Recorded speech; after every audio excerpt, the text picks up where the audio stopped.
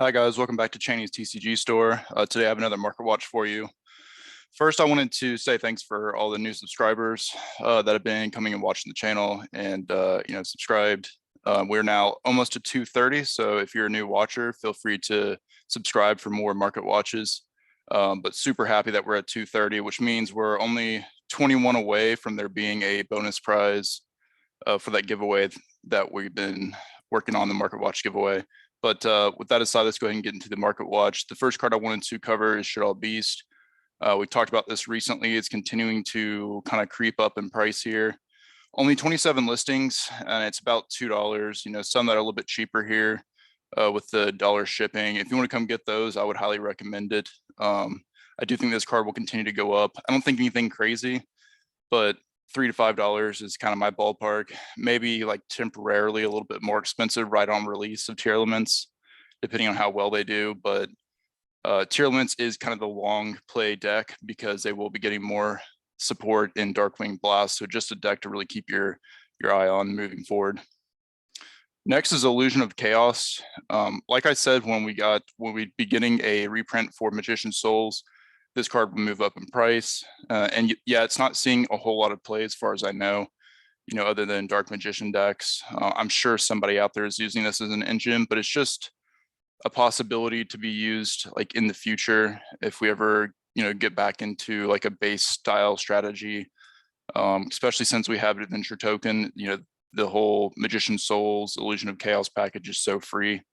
But right now, $34 lowest for near mint and bottoming out towards 35.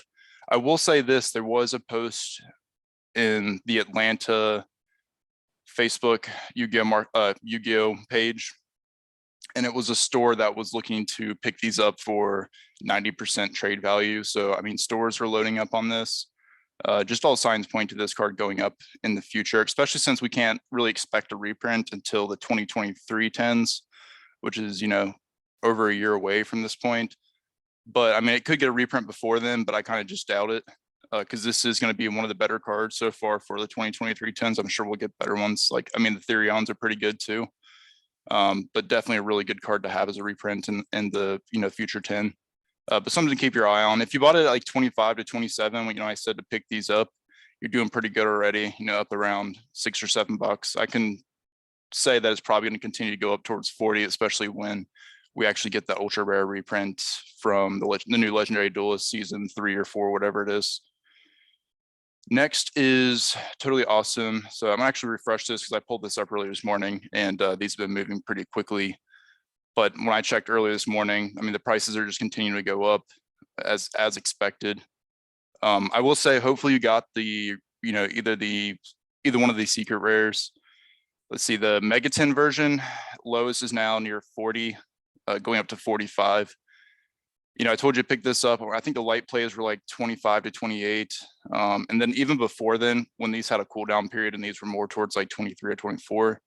But you're doing great if you held on to these. The original prints at 51 before it hit 60. I honestly think the original print will be more towards 70 or 75 when we get splayed. There's just, I mean, these are getting older now. I mean, both of these they're now 5 years old at least. This one probably 6. And then the newest reprint we have is just a rare, but it is going for $23 to $24. I still think if you're going to get a version, still get a secret rare. I mean, I think it's worth the extra, I don't know, $14 to get the Mega 10 version, or even getting the original print for 51. It's not terrible. Hopefully you got it when it was cheaper, but you know, it kind of is what it is at this point. I'm not really gonna be looking to place Blade, so to me, it doesn't really matter. So next is number 76, Harmonizer Gradial Battles of Legend here, from Battles of Legend, sorry. It's a ultra rare rank 7 monster that's actually pretty decent. It's got a quick effect where you can target one monster in your opponent's graveyard, attach material from this card, and if you do attach that target to this card's material, I'm sure you can see how that would be pretty good. Sorry about that. But it's been spiking in price pretty crazily here recently. Not too crazily, like it hasn't gone from like $1 to $10 or anything. But there's practically no listings left. There's only 16 listings here. And lowest for light play is around $2. Near mint's around 2 as well. But then we go to 5 after those are gone. And then we bottom out here around 7. bucks, and then that's pretty much it. There is one wall at 650 here for 24 listings, but this might be something that you need to dig out of your bulk. I know I have a couple of these from opening this set. And then also whenever I'm doing like trades, if I have like a dollar surplus, I'll just pick up a number card if it's cheap, because why not? But definitely something to keep your eye on. I don't think that this card will probably see play anytime soon. I think this is like mainly hype, but just something to dig out of your bulk and maybe go list for $4 or $5, try to get rid of it. Next is Evil Swarm Exciton Knight. I'm also going to refresh this actually because I think the price on this has gone higher. I do happen to have a first edition version of this card, and I got it a couple of years ago when it was like $6 or $7. But recently these have been taking off, and I think it's partially due to tier limits. I mean, they can make rank 4 monsters, so it just makes sense that this is something you would play in that deck. But right now, lowest for Unlim is $10, and then lowest for first edition light play is 16.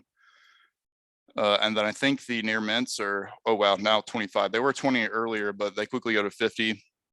If you have extra of these, I would probably list them up for like 25 to $30. Maybe even 35 if you want to get some good money for it. But I mean, if you have extra of these, I would sell them. I think it's a good idea to hang on to like one copy, maybe.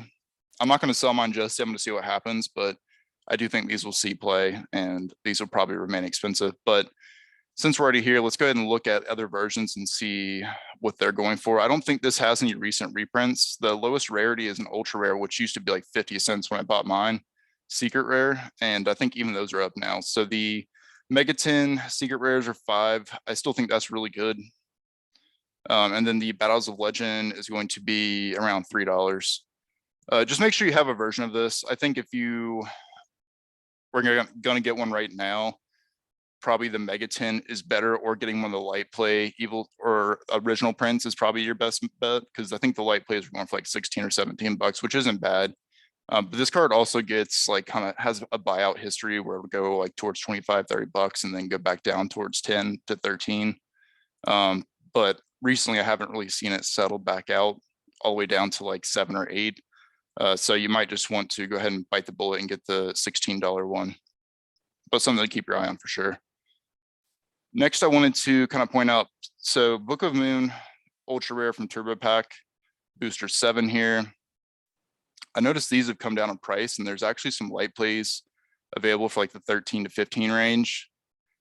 If you don't have this card yet, I would probably come get this version, because that's really cheap for a Turbo Pack version of this card. Let's see, the near mints are at 21, still really, really cheap. And then they bottom out towards 25 to 26. So just a version to keep your eye on if you don't have it already. Of course, I think the best version to get is still the ultimate rare, but you can pick up a couple of those as well. I have both. The ultimate rare is still going for around $86 as well, and low on listings. Definitely something that can skyrocket from where it's at now, but hopefully you were able to get someone they were 76 to 78 not too long ago. Other than that, I mean, of course, the super rare is still really expensive. Secret rares, actually, these sell pretty well. Up to you if you want one, but I think there actually is another secret rare Book of Moon from one of the GX sets, but I could be wrong. So here's another, I guess there's 2 secret rares from LC4 and LC3. I mean, I cannot believe anybody would be buying platinum rare, but I guess to each his own. I do think there's also a dual terminal version as well. I may have already passed that though. I have a few of these as well, not bad. Honestly, if you want like a cheap one too that looks okay, I really think that the new dual terminal printing of it is pretty good looking. I mean, it's an ultra rare, and yeah, it doesn't look as good as like the original dual terminals, but I mean, they're like $1 maybe, so not terrible to have. Okay, I think I just, okay, here it is. So it's for the Book of Moon rares, like $13. Not terrible. That's not a bad version to get, but for $13, I would rather you just pick up the Turbo Pack ultra rare. Okay, moving on, I wanted to take a look at Abyss Dweller, because along with like Exciton Knight, it's also a rank 4 you can make in tier elements. And I do think it sees play in the OCG, but as you can see here, you know, kind of bottomed out towards like 58 bucks and starting to move back up. Light play is around 58 to 60, and then near mints at $60. And then bottoms out here towards 66. I really think this is a card you should have in your binder as well. Having a couple is not bad if you want to keep one for yourself, but I think investment wise, this card is super solid, just a really powerful rank 4 monster, and probably one of the best in the game. Next is Winter Cherries. So I don't think I put this in here, but I'll go ahead and announce it now. If you haven't heard already, we are getting a ultimate rare Winter Cherries in OTS 20, which is pretty cool. I was hoping they would do Ash Blossom instead. I don't know why they keep dancing around not doing Ash Blossom. They might want to do it as a Starlight rare or something, who knows, but you know, not a terrible candidate, other than it takes a very specific format to play. But these unlimbs are going for 10 here. And I think near mints are towards 16 or 17 for first edition, at least. They might have gone up recently. I think these kind of cooled off for a little while. I mean, like really, really cooled off. And then I have started moving back up. So 18 lowest going to 20. Just something to keep your eye on. People still will want these original secret rares. But I mean, I think the ultimate rare will probably be the favorited version when that comes out, depending on how good it looks. But sometimes it doesn't really matter. Mega pack versions are like still like I think $5 to $6, which is not bad. I was able to get mine for like $1 and change during that last cool off period, but I would make sure you just have a version to play with, especially if you want to like invest into it long term. Make sure you have a secret rare, or you know, get the ultimate rare when it comes out. I'm not sure when OTS 20 comes out. I didn't really pay that close attention. Let's see, moving on. Okay, yeah, I did have the secret rare from the Mega 10 pulled up. So 420 lowest, and then going to 7 pretty quickly here. Just make sure you have a version. You know, it probably doesn't really matter now that we're getting an ultimate rare, but you probably would want to have the secret rare, you know, to either play with or to invest in. I think either one would do fine over time. The other versions are just fine to play with, and they like the ultra rares and they look okay, but I don't really expect those to move up in value anytime soon. Lena, so I wanted to point this card out, the super rare from Lightning Overdrive. It is a solo print now, but it will probably get an ultra rare or a prismatic secret rare going into the 2022 10s this year. All the other ones already have their reprints, except for Dark, of course. But these are going for $3, bottom out here to $3.50. I have a stack of these that I bought back when they were like 75 cents. So I'm going to start offloading some of mine. So I would, you know, suggest you do the same for, if you can get like $3 a piece. I think that's perfectly fine, just because you don't want to be stuck with this version when we get like an ultra rare or a secret rare version of it. Not that this will go to like 3 cents or anything, but it probably will be less than $1. Phone, okay, yeah, I wanted to take a look at OTS 19, just to see if there's any trends I can notice happening here. Obviously, prices are still very low for a lot of these cards, which is crazy this early on. I didn't expect the prices to get this low so quickly. Looks like Water Enchantress is actually kind of going up in value here. So not technically, but it is low on listings, and it was down to like 66 or 68 when I checked yesterday, and now it's back up towards 69 to 70.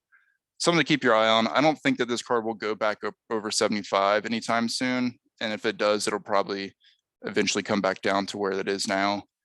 But I don't know. I do expect this card to do well over time, especially if we come back into a format where this is being used by the majority of decks, which probably won't be, you know, in the coming months, but definitely could happen over time. It's just a really good engine, but it is seeing a lot of play still. I won't say that it's, you know, it's just not seeing play like in the top couple of decks.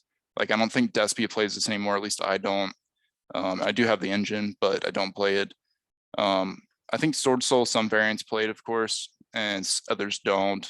But I think looking at Splight and Tearlament, I just don't see this package seeing play. Skill Drain, 55.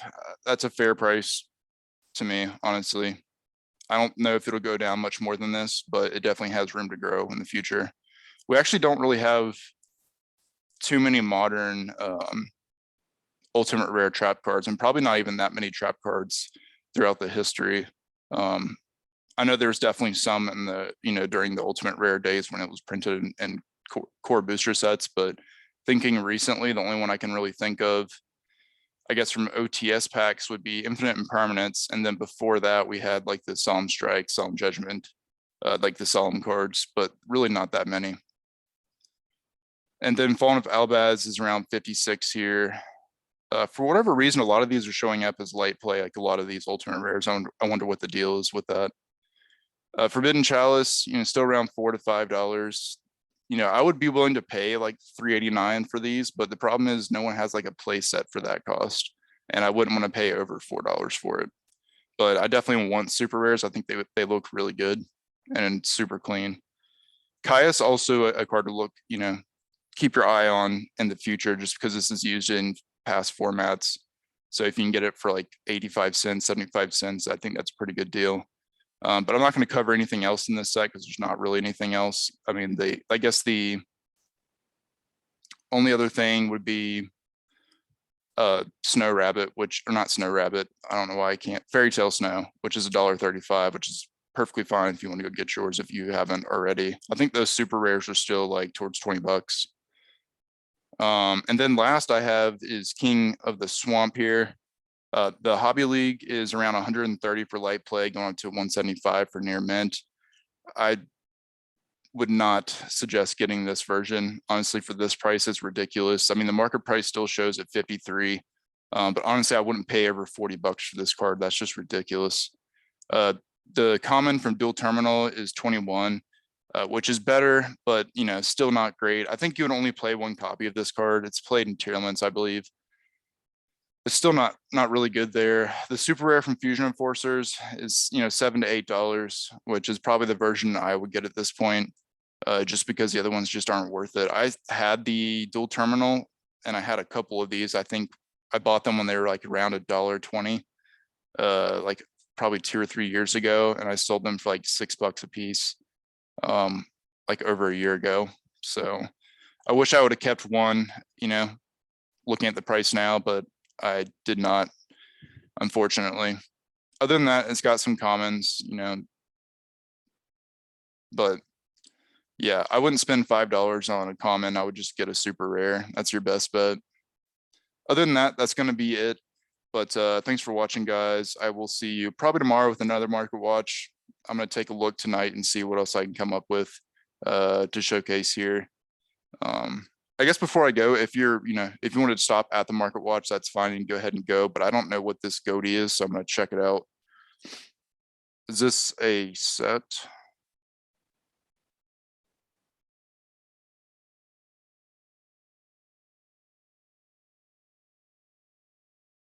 Oh, I guess it must be a new Synchro monster.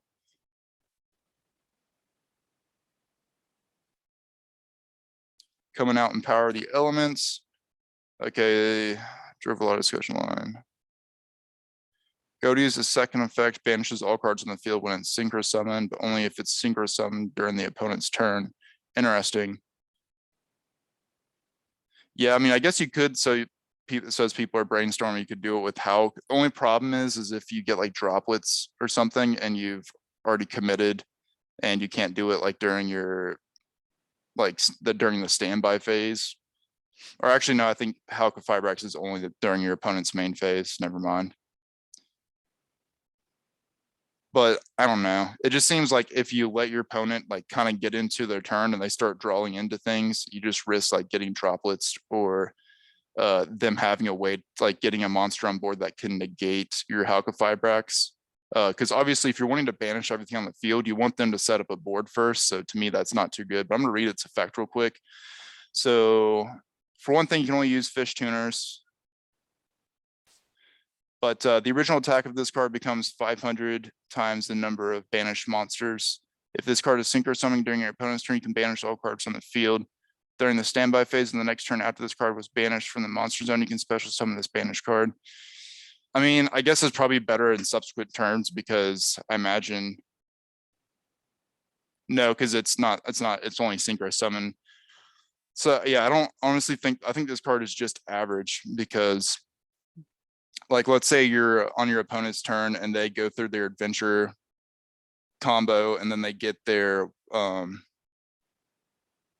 adventure package on the board. Well, then if you go to activate your Halka Fibrax to synchro summon, well, then they can just negate it unless you have other negates on your field to block them from doing that. But I don't know. This seems like a lot of setup and a lot of risk. I imagine a lot of people are going to will lose games trying to pull this off. It's not worth it at all, I don't think. But that's going to be it, guys. Thanks for watching. I will see you tomorrow, most likely. Bye.